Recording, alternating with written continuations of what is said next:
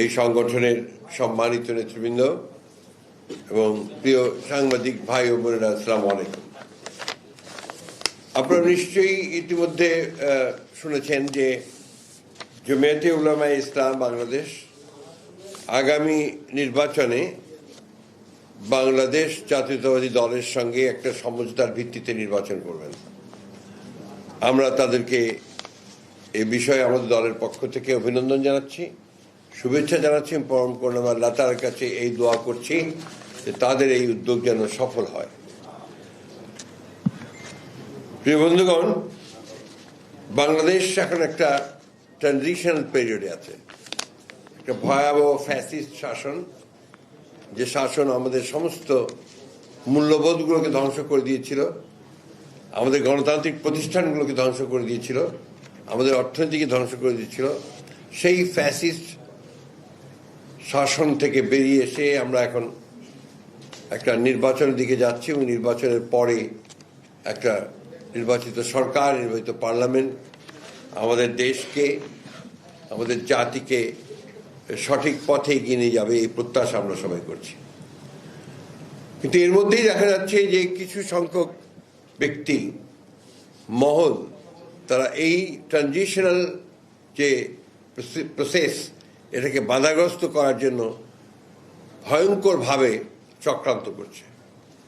এবং আমি আজকে আবারও এই চক্রান্তের ফলে, চক্রান্তের মাধ্যমে নিহত শহীদ হয়ে যাওয়া উসমান হাদি, তার আত্মার মাগফিরাত কামনা করছি এবং পরম করুণাময় আল্লাহ তাআলার কাছে এই দোয়া চাইছি যে আল্লাহ তাআলা তাকে যেন বেহেশতে সর্বশ্রেষ্ঠ স্থানে নিয়ে যান।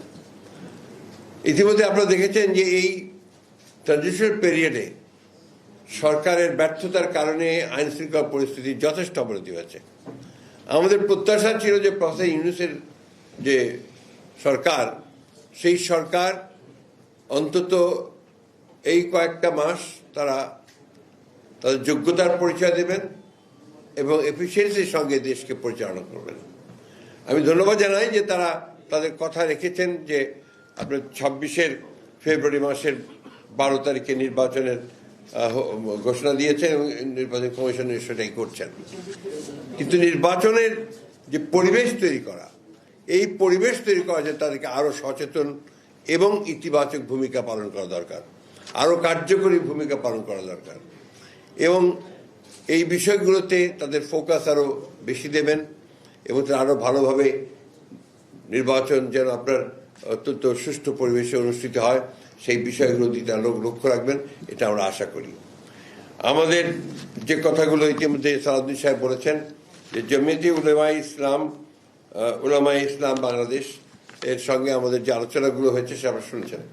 আমরা কিন্তু প্রথম থেকেই, বাংলাদেশ বিএনপির জন্মলগ্ন থেকেই শহীদ প্রেসিডেন্ট জিয়াউর রহমান সাহেব, তিনি সংবিধানে বিসমিল্লাহির রহমানির রহিম প্রথম তিনি সন্নিবিষ্ট করেছিলেন এবং আল্লাহর উপর অবিচল আস্থা বিশ্বাস এই কথা দেওয়া হয়েছিল।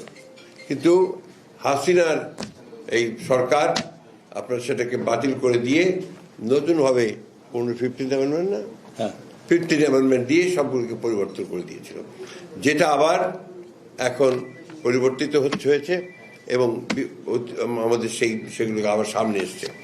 আমরা ইতিমধ্যেই কমিটেড যে আমরা যে 15th অ্যামেন্ডমেন্টে আমাদের যে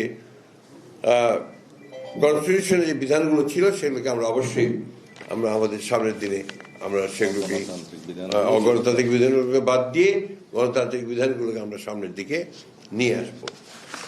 আমি বক্তব্য দীর্ঘ করবো না, আমি এখন আপনাদের সামনে একটু ঘোষণা করবো যে কোন কোন আসনগুলোতে আমরা তাদের সঙ্গে সমঝোতা করছি। একটি হচ্ছে নীলফামারী 1 ডোমার ডিমলা, এখানে নির্বাচন করবেন মৌলানা মোহাম্মদ মঞ্জুরুল ইসলাম আফেন্দি। নারায়ণগঞ্জ 4 ফতুল্লা মুফতি মনির হোসেন কাসেমি। সিলেট 5 জকিগঞ্জ কানাইঘাট মৌলানা মোহাম্মদ উবাইদুল্লাহ ফারুক। ব্রাহ্মণবাড়িয়া 2 সরাইল আশুগঞ্জ মৌলানা জুনায়েদ আল হাবিব। এই আসনগুলোতে আমাদের কোনো প্রার্থী থাকবে না এবং ইতিমধ্যে আমাদের সালাউদ্দিন সাহেব বলেছেন যে এই সংগঠনের জমিয়তে উলামা ইসলামের বাংলাদেশের আমাদের অন্যান্য আসনগুলোতে তাদের কোনো প্রার্থী থাকবে না। তো আমার মনে হয় এটা পরিষ্কার হচ্ছে আপনাদের কাছে, এবং আমরা যখন চূড়ান্তভাবে নির্বাচনের অন্যান্য আসনগুলো যে বাকি আছে সেটা যখন আমরা ঘোষণা করব সেগুলো তখনও এসে যাবে। অর্থাৎ এখন নির্বাচন করছেন জমিয়তে উলামা ইসলাম বাংলাদেশ এই ঘোষিত আসনগুলোতে। এ ব্যাপারে আপনাদের সেখানে আমাদের কোনো প্রার্থী থাকবে না। হ্যাঁ, নিজস্ব প্রতীকী করবে, তাহলে এর বাইরে তো উপায় নেই। এখন ওদের সংগঠনকে নিজস্ব প্রতীকী করতে হবে। তো আমরা মনে করি যে আমাদের সর্বস্তরের নেতাকর্মী তাদের সম্পূর্ণভাবে সহযোগিতা করবেন, এবং জনগণ যারা ভোটার আছেন তারাও তাদের প্রতীকে ভোট দিয়ে ধানের শীষকে শক্তিশালী করবেন। ধন্যবাদ। আমরা আপনাকে জেনে যাবেন, আমাকে একটা কপি দিয়ে একটা কপি দিন, আপনারা একটু জেনে যাবেন। জি, ও আর উনাদের মার্কা হচ্ছে কিন্তু খেজুর গাছ, এবং সর্বপ্রাচীন দল, ঐতিহাসিক ভাবে আমাদের সঙ্গে তাদের সম্পর্ক আছে।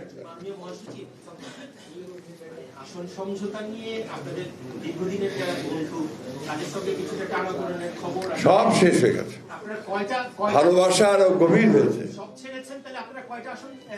আপনার যথাসময় যখন ঘোষণা করা হবে আপনারা জানতে পারবেন। বাগেরহাট 1 এবং বাগেরহাট 4 আসনে দুজন সাবেক আওয়ামী লীগ নেতাকে মনোনয়ন দেওয়া হচ্ছে। আপনার এই বিষয়গুলো আমরা আপনাদেরকে যথাসময়ে আমরা আপনার বিশ্লেষণ দেব, এবং সব যথাসময়ে সেগুলো আপনারা জানতে পারবেন। আপনি আইন শৃঙ্খলা পরিস্থিতির কথা বলছেন, আমরা যতটুকু জানতে পেরেছি যে আইন শৃঙ্খলার ব্যর্থতার কারণে স্বরাষ্ট্র উপদেষ্টাকে সরিয়ে দেওয়া হচ্ছে, এই বিষয়টি কিভাবে? আমি জানি না, এই ধরনের কোনো ইনফরমেশন আমার কাছে নেই। থ্যাংক ইউ, অনেক ধন্যবাদ। যেসব আসনে এই জমিয়তে উলামা ইসলামকে দেওয়া হচ্ছে সেখানে বিএনপি প্রার্থী দিবে না, যারা বিএনপি করে এরকম স্বতন্ত্র দাঁড়ালে সেই ক্ষেত্রে আসলে তাদের বিরুদ্ধে দল ব্যবস্থা গ্রহণ করবে। পার্টির সিদ্ধান্ত অপরিবর্তনীয়। মাননীয় মহাসচিব,